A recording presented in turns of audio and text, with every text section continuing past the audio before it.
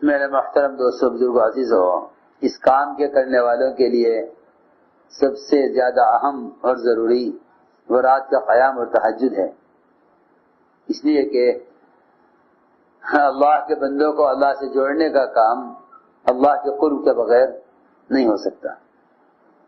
اللہ کے بندوں کو اللہ سے جوڑنے کا کام اللہ کے قرب کے بغیر نہیں ہو سکتا، اور سب سے زیادہ اللہ کے قرب کا ذریعہ وہ رات کا قیام اور نوافل ہیں۔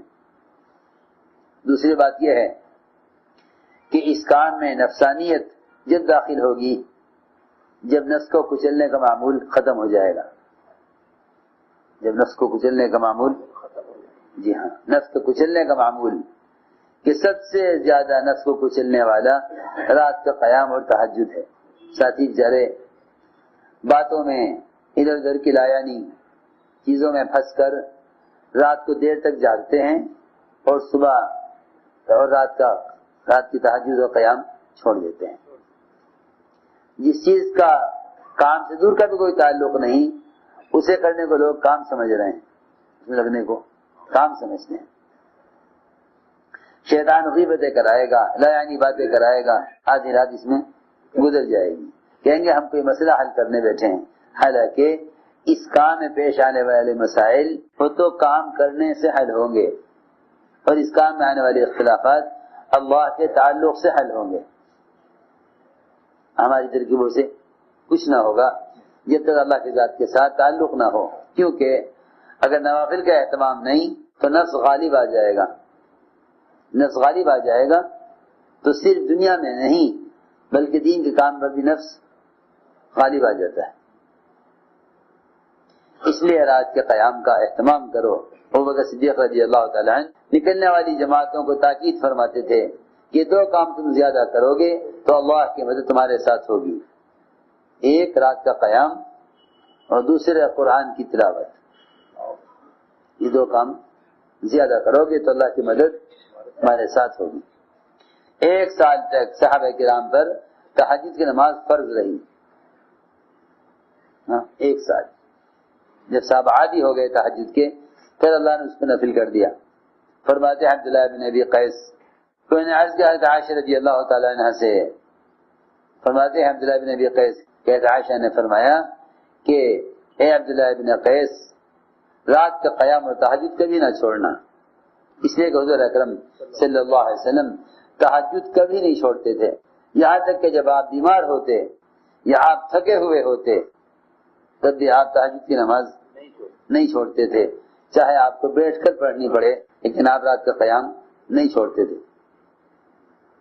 حضرت جابر فرماتے ہیں کہ ہم پر رات کی تہجد فرض کی گئی تھی، رات کی تہجد فرض کی گئی تھی۔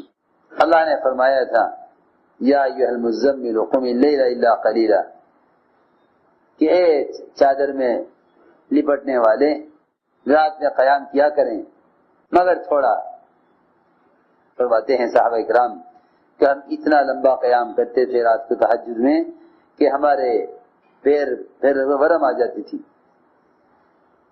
اس سے اللہ نے رخصت اور آسانی کر دی، اور اللہ نے فرمایا کہ اللہ جانتے ہیں کہ تم میں بعض بیمار بھی ہیں اور دن بھر کی محنت کے دعوت اور دنیا کی ضروریات میں تھکے ہوئے بھی ہیں، تو اللہ نے 12 مہینے کے بعد 1 سال کے بعد اس کو نفل کر دیا۔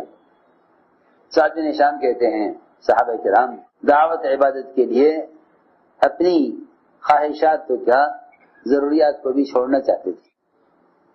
ہم تو خواہش کی وجہ سے اللہ کے راستے کی نقل و حرکت کو چھوڑ دیتے ہیں، صحابہ کرام ضرورت کو بھی قربان کرنا چاہتے تھے اللہ کے راستے کی نقل و حرکت کے لیے۔ دیکھو فرماتے ہیں کہ سعد بن ہشام نے اپنی بیوی کو طلاق دی، بیوی کو طلاق دی صرف اس لیے کہ یہ اللہ کے راستے میں نکلنے میں رکاوٹ بنتی ہے۔ بیوی کو طلاق دی صرف اس لیے کہ اللہ کے راستے میں نکلنے میں رکاوٹ بنتی ہے۔ بیوی کو طلاق دے کے پہنچے مدینہ منورہ، وہاں مدینے میں ان کی زمینیں تھیں، تو خیال یہ ہوا کہ یہ ساری زمینیں بیچ کر گھوڑے خریدوں اور ہتھیار خریدوں اور روم کے مشرکین سے جہاد کروں، یہاں تک کہ میں اسی کوشش میں مر جاؤں۔ یہ ارادہ کر کے چلے مدینے کی طرف۔ وہاں صحابہ سے ملاقات ہوئی، ساری بات سنائی صحابہ کو کہ بیوی کو میں طلاق دے کر آ گیا ہوں، اور آگے میرا ارادہ یہ ہے کہ زمین بیچ کر ہتھیار خریدوں گا، گھوڑے خریدوں گا، اللہ کے راستے میں جہاد کروں گا، یہاں تک کہ اسی کوشش میں مر جاؤں۔ صحابہ نے کہا ہرگز ایسا مت کرنا، ہرگز ایسا مت کرنا، اس لیے کہ آپ کی صحابہ میں سے 6 آدمیوں کی جماعت نے ایسا کرنے کا ارادہ کیا تھا، تو آپ نے ان کو جمع کر کے فرمایا تھا کہ کیا تمہارے لیے میرا طریقہ، میرا عمل بہترین نمونہ نہیں ہے؟ حضور اکرم صلی اللہ علیہ وسلم نے ان کو ایسا کرنے سے روکا تھا۔ چنانچہ یہ ان کی بات سمجھ میں آ گئی، انہوں نے کہا کہ میں تم سب کو گواہ بناتا ہوں اس بات پر کہ میں نے اپنی بیوی کو طلاق دی تھی، اب میں اس سے رجوع کرتا ہوں۔ میں نے گواہ بنایا ان کو اپنی بیوی سے رجوع کرنے پر، حالانکہ بیوی کو طلاق دے کر گئے تھے، لیکن ایک طلاق دی تھی، رجوع کر لیا، اور زمین بیچ کر ہتھیار گھوڑوں کو خریدنے کا ارادہ نکال دیا۔ پھر فرماتے ہیں کہ پھر ہمارے پاس آئے اور انہوں نے ہمیں بتایا، تو ابن عباس رضی اللہ کے پاس گئے تھے اور ان سے سوال کیا تھا کہ حضور اکرم صلی اللہ علیہ وسلم کی رات کی نماز کی کیفیت کیا تھی، آپ مجھے بتائیے کہ آپ کا رات وتر کیسے پڑھتے تھے؟ انہوں نے فرمایا، حضرت ابن عباس رضی اللہ تعالیٰ عنہما نے کہ کیا میں تمہیں نہ بتلاؤں کہ روئے زمین پر آپ کے وتر کو جاننے والا سب سے زیادہ کون ہے؟ تمہیں ضرور بتلائیے۔ فرمایا کہ عائشہ کے پاس جاؤ کہ عائشہ رضی اللہ تعالی عنہا یہ آپ کے وتر کو سب سے زیادہ جاننے والی ہیں، کیونکہ آپ وتر گھر میں پڑھتے تھے۔ صحیح خبر اس بارے میں عائشہ دیں گی، اور جو وہ خبر دیں آ کے مجھے بتلانا۔ صحابہ علم اس طرح حاصل کرتے تھے کہ تم ایک چیز کا سوال کرنا ہے، عائشہ سے جا رہے ہو، عائشہ جو جواب دیں آ کے مجھے بتلانا ہے۔ چنانچہ فرماتے ہیں کہ میں عائشہ کے پاس جانے کے لیے میں نے حکیم بن افلاح سے میں نے ملاقات کی، اور میں نے کہا کہ آپ بھی میرے ساتھ چلیے۔ حکیم بن افلاح نے کہا کہ میں آپ کے ساتھ حضرت عائشہ کے پاس نہیں جا سکتا، کیوں کہ میرے سے بول چال نہیں ہے۔ کیا بات ہوئی؟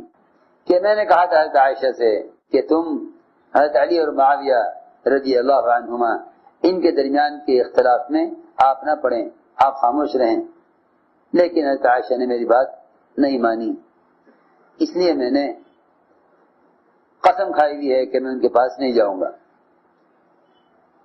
سنو، لیکن فرماتے ہیں کہ انہوں نے جانے سے انکار کر دیا۔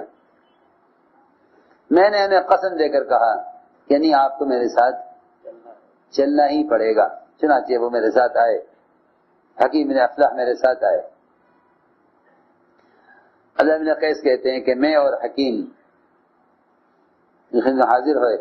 سعد بن ہشام فرماتے ہیں کہ میں اور حکیم بن افلاح حضرت عائشہ میں حاضر ہوئے۔ حضرت عائشہ نے فرمایا کہ تمہارے ساتھ کون ہے؟ حکیم ہے۔ حضرت عائشہ نے پہچان لیا ان کو، عرض کیا کہ جی ہاں وہی ہیں۔ حضرت عائشہ نے فرمایا یہ تمہارے ساتھ دوسرا کون ہے؟ میں نے کہا کہ سعد بن ہشام۔ حضرت عائشہ نے پوچھا کون سے ہشام؟ ہشام بن عامر؟ فرمایا کہ ہاں ہشام بن عامر۔ حضرت عائشہ رضی اللہ تعالیٰ عنہ نے ان کے لیے ان کو دعائیں دی اور یہ فرمایا کہ ہشام بن عامر بڑا اچھا آدمی تھا۔ فرماتے ہیں کہ میں نے حضرت عائشہ سے سوال کیا کہ مجھے بتائیے کہ حضور اکرم صلی اللہ علیہ وسلم کے اخلاق کیا تھے؟ حضرت عائشہ نے فرمایا کہ تو اللہ کے نبی کے اخلاق کے بارے میں پوچھ رہا ہے، کیا تو قرآن نہیں پڑھتا؟ کیوں نہیں، قرآن تو پڑھتا ہوں۔ حضرت عائشہ نے فرمایا کہ قرآن ہی آپ کے اخلاق ہیں۔ قرآن نے کہا نا انک لعلی خلق عظیم، کہ نبی جی آپ مجھے اخلاق والے ہیں، فرمایا قرآن ہی آپ کے اخلاق ہیں۔ پھر میں نے وہاں سے اٹھنا چاہا تو مجھے خیال آیا کہ میں آپ سے سوال کروں کہ حضور اکرم صلی اللہ علیہ وسلم کا رات کو تہجد میں قیام کیا معمول تھا؟ میں نے عرض کیا ام المؤمنین نہیں تو بتائیے کہ آپ کے رات کے قیام اور تہجد کا کیا معمول تھا؟ حضرت عائشہ نے فرمایا ارے تو قرآن نہیں پڑھتا۔ دیکھو اس کا مطلب یہ ہے کہ قرآن کو سمجھ کر پڑھنا چاہیے۔ بعض لوگ بیچارے اس معاملے میں بہت ہی زیادہ بے خبر اور قرآن کو سمجھ کر پڑھنے کو انتہائی ہلکا اور معمولی چیز سمجھتے ہیں۔ بار بار یہ سوال کرتے ہیں آپ کے قیام کے بارے میں، آپ کے اخلاق کے بارے میں۔ عائشہ فرماتی کہ تم قرآن نہیں پڑھتا۔ مطلب یہ ہے کہ قرآن تو ہونے جب تک مسلمان قرآن نہ پڑھے، لیکن تم قرآن پڑھتے ہوئے غور نہیں کرتے، قرآن پڑھتے ہوئے غور نہیں کرتے۔ اس لیے چاہیے کہ علماء حق سے پوچھ کر اپنے مطالعے میں ایسی تفسیر رکھو کہ جسے قرآن کو سمجھ کر پڑھنے کا مزاج بنے۔ یہ بہت ضروری ہے۔ حضرت عائشہ نے پھر فرمایا تو قرآن نہیں پڑھتا؟ یہ قرآن میں ہے یا ایھا المزمل قم اللیل الا قلیلا۔ میں نے کہا کہ جی ہاں قرآن تو پڑھتا ہوں۔ حضرت عائشہ نے فرمایا کہ اللہ نے رات کا قیام فرض کیا تھا اس سورت کے شروع میں۔ حضور اکرم صلی اللہ علیہ وسلم اور آپ کے صحابہ 1 سال تک رات کا قیام اور تہجد بطور فرض کے ادا کرتے تھے، یہاں تک کہ ان کے پیر سوج گئے تھے اور سوج کا ورم جیسے پھٹنے لگے تھے۔ اللہ رب العزت نے رخصت کو 1 سال تک روکے رکھا آسمان پر۔ 1 سال کے بعد اللہ نے اس کو تہجد کو نفل کر دیا۔